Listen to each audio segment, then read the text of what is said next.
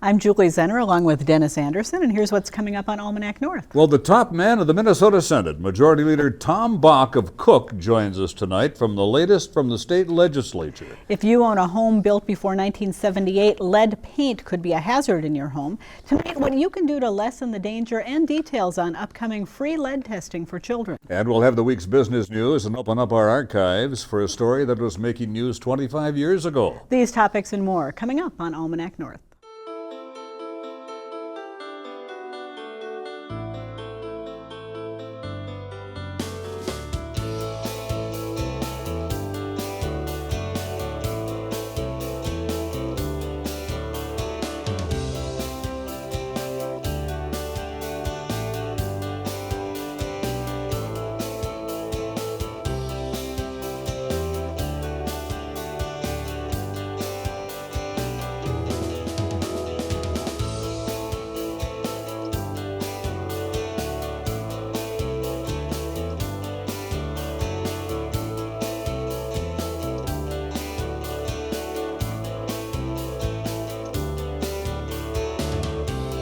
Hello and welcome to Almanac North. Thanks for watching. Denny, the rumor that spring is here seems to be greatly exaggerated this week. I think we've had snow every day for a week, huh?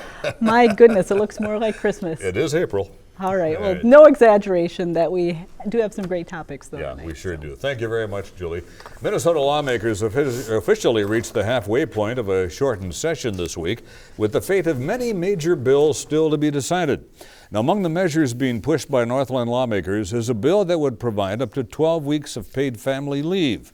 And a number of projects in northeastern Minnesota are on the state's bonding bill wish list. Here to talk about these issues and a whole lot more is Senator Tom Bakk, DFLer from Cook, who also happens to be the Minnesota Senate Majority Leader. Kind of the boss, huh, Tom? Well, thank you for having me on. I joke with my neighbors up on Lake Vermilion that I go south for the winter. There you go. And 200 miles does make a difference. We haven't had any snow down there for probably about 6 weeks, so Really? it's Okay. kind of brutal to come home and see snow still. What's your appraisal of the legislative session so far? We're at the halfway point. You know, we're pretty much on track. I think today was what we call the second committee deadline. So if you got a policy bill, it has to pass both the House and the Senate audit committee and be on the floor by now. I'm sure there's some members disappointed that their policy things maybe didn't get to the finish line, but we're in pretty good shape. Next week we'll start in earnest with committee hearings on the budget proposals, and May 23rd we're going to go home. Will the budget go right down to the wire? It will. It always does. It's like any other negotiations. You know, in this case, it's the House, the Senate, and the governor. Yep. But like any negotiations, people don't really cut bait until you start running out of time. Mm-hmm. Let's talk about the paid personal and family leave bill and what that would involve. Well, it's really a priority for the Senate. We've identified three things as priorities for us this year. One, of course, is a large bonding bill. The governor's kind of set the marker for that at $1.4 billion. I think that's about where you'll see the Senate come in. We really want to get something done on transportation for roads and bridges. That infrastructure is critically important to our economy and is in pretty disrepair. It's not going to fix itself, so it's going to take some new money. And then third, family medical leave. You know, over the last decades, families have changed. They've changed a lot. You know, when I grew up, my mother worked at home. She didn't have a job outside the home, but now in most families, both parents are working, and so it's quite a challenge. And workplaces haven't changed like families have changed. So we need to, especially when you look at the number of people moving into their senior years, going to require a little more medical attention. It would be, I think, good to have a more flexible workplace where people could take some time off to take care of sick family members or parents. But the family leave bill would mean a new tax for employers. Minnesota Chamber doesn't like it. Well, the Chamber doesn't like it. A lot of businesses already provide it. There are 3 states in the country that do it. All 3 of them do it just with employee payroll tax, not an employer one. The one that we're trying to move through the legislature is paid for both by employees and employers in an equal amount, kind of like Social Security is paid for. Okay. So would this apply then to all employers in the state? Well, the way the bill is amended right now, it would be to businesses with 21 or more employees. And there's an off-ramp for those larger employers that already have a program like this, because many do. For businesses with fewer than 21 employees, there's an opt-in provision, so they can opt into the program if they'd like. It would run kind of like the unemployment system does. So if you have to be off of work to have a child or take care of a sick family member, you'd receive actually a payment from the state, just like you do with unemployment today. What about people who are self-employed? Would they be able to buy in as well? Or? You know, I don't know. As somebody who's self-employed, I'm curious. We've ever contemplated that. This is a pretty big change, and but I've identified it as one of our priorities because I think its time has come. Most of the industrialized world offers this. Two of my daughter-in-laws actually have had babies while they were working, and their employer gave them time off with pay. And its time has come. Okay. Do you have any idea how much the legislature would have to fund to kind of jumpstart this? Because it depends on people paying in, so it would take a while for funds to build up and accumulate to the point where it could pay out. It's going to be about a $30 to $40 million upfront expense for the state to get the whole program all set up. And then I believe it wouldn't kick in right away, like 2018, 2019, before the benefit would actually be available to people. Would that money be reimbursed to the state at some point, or is that just seed money that's what it's going to take to actually set the whole program up, like to set up. We've talked some about going down the road with like a short-term disability program in lieu of a family leave. So there's still a lot of work to do on it. Senator, other than the family leave bill and the state budget, what's an absolute must-get-done bill this year? Money for the Vermilion Park. I'm the one that made the deal with Governor Plenty years ago, and I'm just joking to those of you that are listening closely. But we've been building that. We're under construction now for a bunch of the campsites. It would be good to get a bonding bill, really good to get a bonding bill and invest in public infrastructure all around the state. And the challenge is going to be it requires a bipartisan vote because the Constitution requires that we have to have a supermajority to pass that. So they're always a little more difficult because you have to have people from both parties willing to agree. But things like the new chemistry building here at the UMD, sure would be nice to see that happen. The city of Duluth's got a project, their steam plant project. There's projects really all over the state that would be good to get done. You're from northeastern Minnesota, just north of the Iron Range in Cook. I'm hearing people talking about it all the time. What's the future of the Iron Range? Is there a future for the range? We need to figure out how we get into the next generation of mining. Much like when the natural iron ore ran out in mid-50s, LTV, then Erie Mining Company, was built at White Lakes, and Reserve was built at Babbitt when the natural ore ran out, and the range was kind of reborn around 1960. We're kind of at that point again. There are fewer and fewer blast furnaces every year that use pellets, and more steel is made in electric arc furnaces that don't use the pellets that we make. So we really need to get into that next generation to find a new customer for iron ore, and that's going to happen. The challenge right now is everyone knows that that's what needs to happen, but the steel industry around the world is in just pretty bad financial shape. There's a large supply, oversupply, and so no one has the capital to kind of invest in this next generation of iron ore that we need to get to. But we'll get there. There's a couple hundred years of ore under current technology, so it's going to rebalance, and it'll look a little different coming out of this downturn, much like it did in 1981 and 82 when we had the last real tough downturn. And SR just missed one of its payments to the state. What does that mean, or what's happening with SR in terms of the investment that the state made in that plant and project? Well, we spent $66 million there putting in the infrastructure for that, the power and the gas and the roads. And they had a permit to actually make steel. And that's why the state invested in that public infrastructure there, because we were going to get to the next generation we needed to get to, actually making steel on the range. When Esser bought that permit in 2008, the economy was going along well. It looked like we were going to be build a plant to make steel there. Everybody remembers what happened in 2009 with the global recession, and they just haven't been able to get the financing necessary to get the plant built. So we're a little worried right now that they may go into bankruptcy, and who knows what happens under those circumstances. But they did miss their first payment to the state. If they don't make steel, they have to actually pay the state their $66 million back. So I've got a meeting Monday with the governor to talk about exactly what are we going to do relative to that. We're trying to figure it out. We don't want to do anything rash that actually causes the bankruptcy to happen earlier in the project collapse, but at the same time, they have financial commitments that they haven't been meeting. What do you say to people of your own party, Senator, who say the state isn't doing enough to help us get new mining on the Iron Range? Well, that's not really a state obligation. Private industry has to do that. But are lawmakers getting in the way of that? No, I don't think so. Okay. It's just that the whole industry is so depressed all over the globe that companies even as large as U.S. Steel just don't have the resources right now to invest in the next generation of technology. But it'll change. Steel prices are coming back some now. I can tell you I was so glad when I came up from St. Paul to see those big mountains of taconite pellets in the port. This region, about 30% of our GDP in the Arrowhead region is dependent on mining. It is really, really important. So fortunately, it's turning the corner some now and it's making another comeback. When you were mentioning the priorities earlier on, you mentioned getting a transportation bill signed. What are the sticking points right now with that? And what are the tax implications? Is there a gas tax in the works? There's been, I know, some talk about sales tax on auto parts.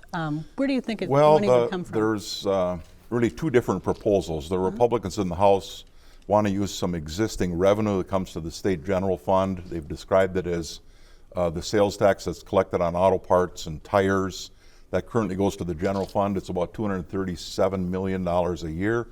I've been very reluctant to do that because historically we funded transportation out of the constitutionally dedicated account where your license tabs go, your sales tax on automobile when you purchase one, the gas tax money, all is constitutionally dedicated, can only be used for transportation.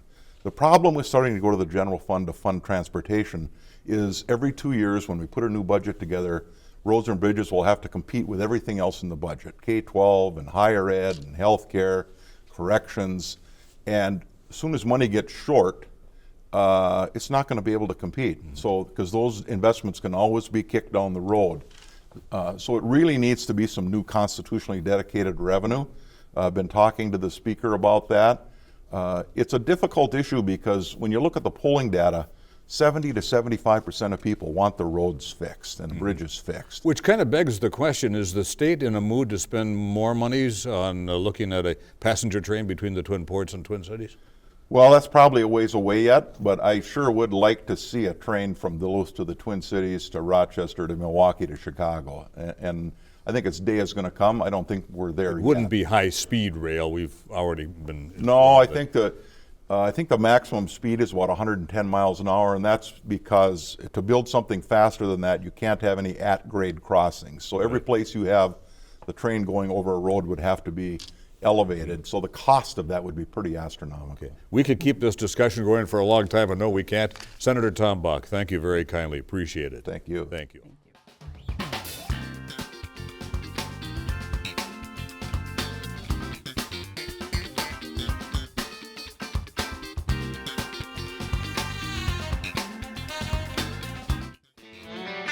Now, let's dig into our news file archive for a look at what was making news 25 years ago this week.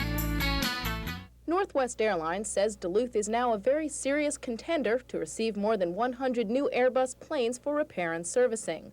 Northwest says Duluth was added to its list of potential new facilities after receiving a proposal from Congressman Jim Oberstar.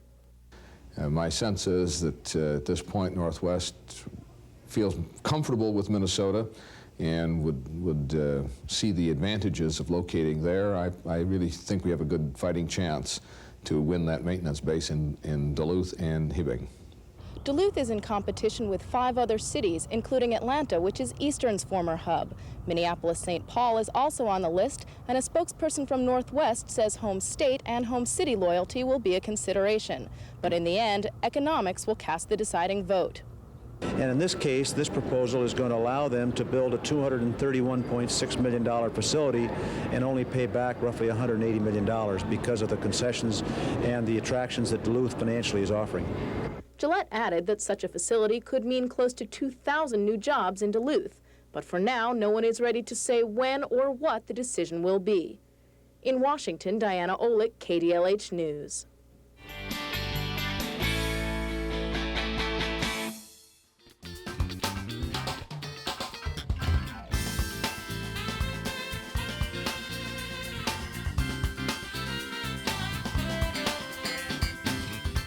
If you live in a home built before 1978, there is a good chance lead-based paint is in your house. Lead can be a hazard, particularly if you have small children or are pregnant. But there are some steps you can take to protect yourself from lead exposure in the home. And in 2 weeks, free lead testing will be available for young children in Duluth. Joining us with more is Pat McKone, the Regional Director of the American Lung Association in Duluth. And Cathie Miller is a nurse practitioner with Essentia Health. And thanks to both of you for coming in tonight. You're Appreciate welcome. it. Pat, why the concern for lead exposure in our region right now? Well, this is under the umbrella of a project we're doing with the city of Duluth called Healthy Homes. We spend, as we know this last week, a lot of time indoors. So the indoor air quality in our homes and other home health hazards are part of that Healthy Homes project. And lead is a concern because it's 100% preventable, and its impact is so devastating. So we definitely, and we have a lot of old housing stock in Duluth. Cathie, as a nurse practitioner, how many children would you see in a given year who come in and perhaps diagnosed with lead poisoning? Well, lead is a risk for all children that are 6 and under. And particularly it's important because children and very young children and fetuses, if they're exposed to lead, the harmful effects are so serious and so entirely preventable, affecting their neurologic and brain development. And we've really changed our thought processes about lead, where we used to think, well, gee, very high levels, we probably are aware of that severe neurologic issues, or it can cause seizures and comas and even death. Are you seeing that in Duluth? No, patients? no, but what we do know now is that very low levels of lead actually can be quite harmful to children, and that's the whole point Over a period of time? of being screened. Well, because it affects their neurologic development, and so very low levels can affect IQ, their intelligence, can affect academic performance, particularly reading and writing. It can affect their neurobehavioral development, so impulsivity and decreased attention span. And this is so entirely preventable, and this is low levels of lead exposure. So prevention is the key. Yeah. What are some of those things that people can do to prevent lead exposure in their homes, particularly if they live in one of these older homes? Of course. Well, first and foremost is if your home is pre-1978, you want to get it tested. And the city of Duluth, if the HRA does offer free lead testing if your home is older than 1978. The other thing is, if you're doing any home projects yourself, I'm going to strip this wall or do this and this, you should really get it tested ahead of time, because that dust and that home do-it-yourselfer can also stir up that lead and present it in the air. And any time you have that situation, you really want to have the work done by a qualified, trained professional on how to contain the contaminants and not cause, unintentional harm. And what you were thinking is, I'm getting rid of it, and you really stirred the pot. Most of us who paint in our house, we just kind of paint over the paint job of 5 years ago. Does that new paint reduce the risk of the lead paint hidden beneath it? It would contain it in a way that is correct. So just like if you had asbestos, you wouldn't want to start chipping away at it. You would want to remediate that, and again, with someone that knows what they're doing. And the Duluth Housing Authority is trained. They know how to mitigate. They know how to take care of this, and are certainly under a grant through HUD able to help households with this problem. But it's the dust that's also a concern. So where leaded paint was used was on windowsills, banisters, so areas where there's high friction. So where windowsills going up and down creates the dust. So as pediatric healthcare providers, we talk to parents about how can they reduce risk by damp dusting or covering up those spots or keeping their young children away from where there's any chipping or peeling paint. Yeah, I understand there are even some things that you can do with your diet to help reduce the effects of lead. So we certainly know a healthy diet is important for all children's growth, but particularly for young children who have that potential to be exposed to lead, because lead, your body wants to absorb lead.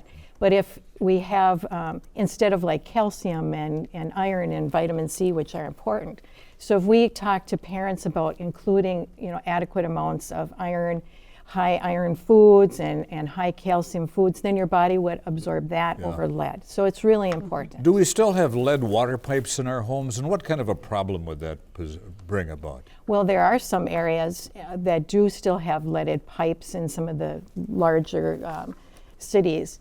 And so it's important because lead can leach through if you use warm water to prepare baby formula or make juice. So it's important that parents understand they should always run cold tap water when they're mixing and preparing like baby formula or juices or drinks for their young children. And pregnant women too. Yes. So. Can lead work its way out of your system? You know, once you have a high level of exposure to lead and it's starting to have some of those neurological effects that you were talking about, is there a way to combat that at that point? Well, certainly if children have levels that are higher than what is the new standard, which is 5 micrograms per deciliter, there is a series of events that happens. The homes are, there's an inspection to find out where are the sources. Is it from the paint? Is it from the soil? Is it from toys or folk remedies or something else that's being used? Then there's medical monitoring that we would do, and part of that is regular developmental assessments, physical exams, lab work to find out if they're anemic, if they need more vitamin C in their diet. Then if children have much higher levels, which would be like 45 micrograms or higher, then there's a process called chelation therapy. And chelators are substances that help remove the lead. It never takes away the neurologic effects. It only prevents further toxicity. And that is very carefully medically monitored. So how does a homeowner go about getting their house lead tested? Well, they can contact the Duluth Housing Authority, those folks in Duluth, and they could help with that if they have a home over from 1978. And others, there are companies across the region that would test for lead in the paint. And we're also promoting the free blood test we're doing in a week from Monday. So when taxes are due on the 18th, they come on down. We're doing testing at Piedmont Elementary, at Lincoln Park Children and Family Learning Center in the evening, and then the next day we're doing them again at Myers-Wilkins. Free. Anyone can come, and we're especially focused on children, but if you're the adult you want to get tested, a pregnant woman, anyone can get tested for free. Yes. And this is a blood test? It is a blood test. It's a simple finger poke. Oh, yeah. Oh, a finger poke. I was wondering, bringing all of these kids can under handle that. 6 coming in to get a blood draw. No, and Cathie's one of the folks that's going to help us with those simple finger pokes and to make it a painless experience. Absolutely. And then how long until people find out the results? Is it something that you can tell immediately, or what's the process after that? No, I believe the results are available pretty immediately, but then they want to refer them to their own physician and get a larger blood draw. If their levels on the finger stick are elevated, because it can be contaminated, it's easy to have just residual lead on your skin. So if those levels are elevated above 5, then they would be seen by their regular healthcare provider, who would do a venous arm draw. Sure. All right, and this is free to anyone. That is true. And yes. we will have the information up on our screen as far as where those locations are and the times. Great. And for low-income folks, there's money available to help that remediation. Good to too. know. Yes. Great discussion. Great. Thank you, you. ladies. Thank you. Thank you. Appreciate it.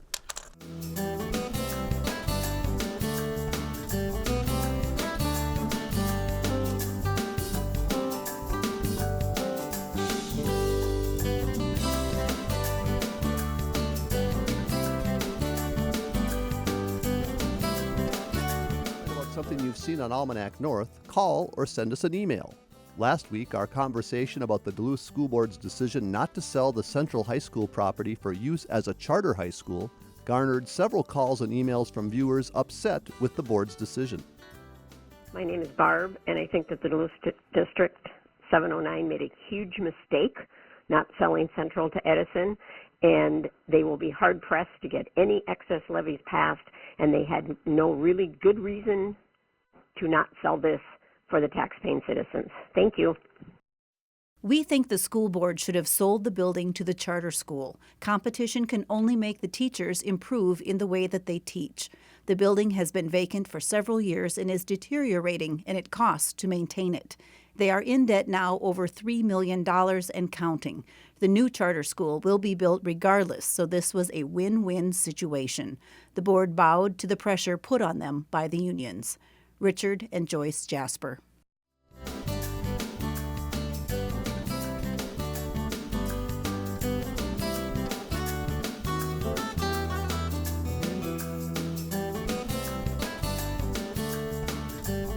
It's time now for the week's business headlines from Business North. A $30 million plan to refurbish the historic North Shore Theater and Temple Opera Block received unanimous approval Wednesday by Duluth Economic Development Authority commissioners. The former North Shore Cinema will become a performing arts theater capable of seating 650 patrons. It'll be operated by the Duluth Playhouse, which will move its offices to the 127-year-old downtown building. Historic tax credits contributed more than $7 million to the plan, which also received other tax credits and tax increment financing. SR Steel Minnesota again has failed to make a timely payment to the state of Minnesota for a $66 million loan. The lack of payment came a week after the Reuters news agency reported SR has hired financial experts to restructure its debts. With a number of vendors, including construction contractors, owed money by the firm, work on its mine and processing plant near Nashwauk has ground to a halt. Governor Mark Dayton chastised SR for the latest delay. Company officials have declined to comment. The Itasca County Board of Commissioners on Tuesday voted unanimously to keep its Veteran Services Office as its own department. Under that arrangement, the chief officer will report directly to the county board. The move came in response to public outcry over the resignation of Veterans Services Officer Hugh Quinn. The fallout led to the termination of County Administrator Trish Herron last week. Following Tuesday's vote, Quinn rescinded his resignation and was reinstated as Veterans Services Officer. For more on these and other stories, visit businessnorth.com. If you have a comment on this week's show, now is the time to call. Dial 218-788-2849 and leave a message, or send an email to almanacnorth@wdse.org. You can also visit the WDSE website for the latest updates on your favorite programs, news about the station, and of course upcoming events. And Denny, I'm all ready for a spring warm-up any day now. So are the birds. The robins in my yard are wearing little winter boots. Yeah, well, I have given up on shoveling, and so our motto around our house is let's let May take care of it. Okay. May will do it. For Denny and the crew here at Almanac North, I'm Julie Zenner. Have a great weekend, everyone. We'll see you next week.